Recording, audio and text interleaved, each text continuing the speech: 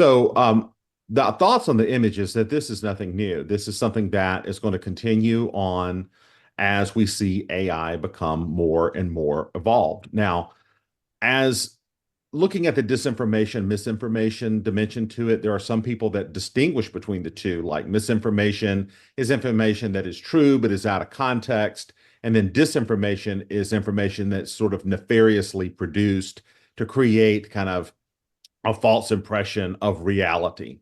And so you could see an image. So for one of the images, they're using an older image and saying that it's new. Is that really kind of misinformation? The pink dolphin image is more of a disinformation. It's kind of totally fabricated.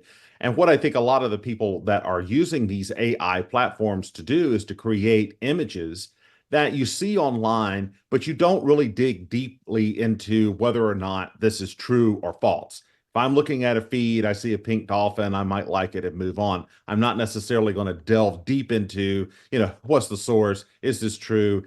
Is this an AI generated photo or not? And that's really what those people who are using that AI to create those types of content are hoping that you do. They It's they great hope engagement. that they hope that you don't do your due diligence. We're talking about sea life on the ocean and it's fake.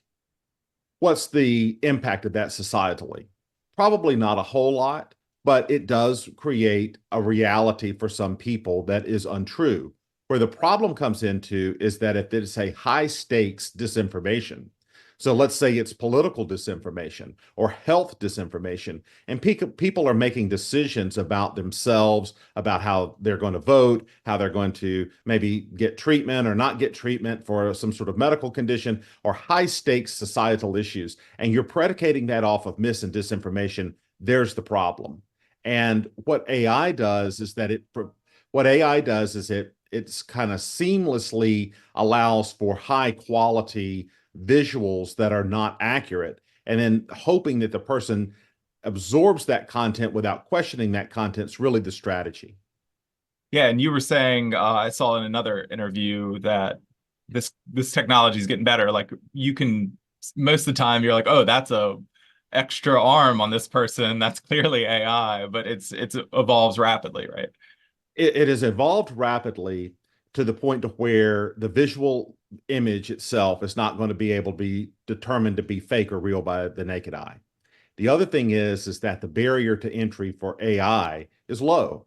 You just need an account. A lot of these accounts are free. People can create images on those accounts and then put them on social, and then it goes viral. And so when you have high level technology and low barrier access, you have a real kind of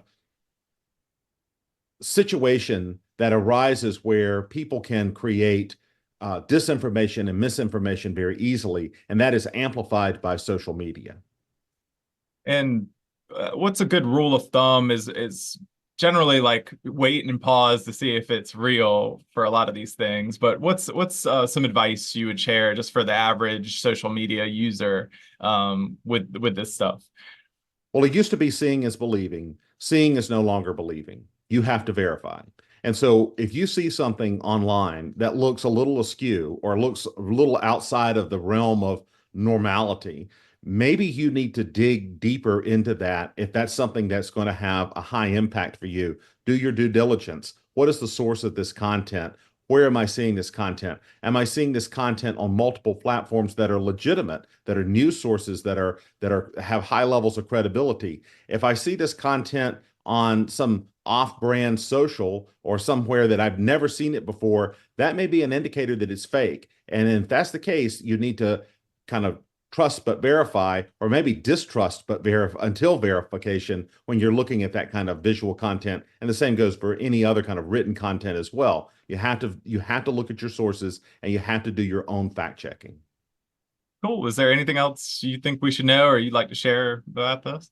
I think that this is going to become more and more prevalent as the technology becomes better. We've seen in AI, the visual AI has lagged a little bit behind the written in terms of quality.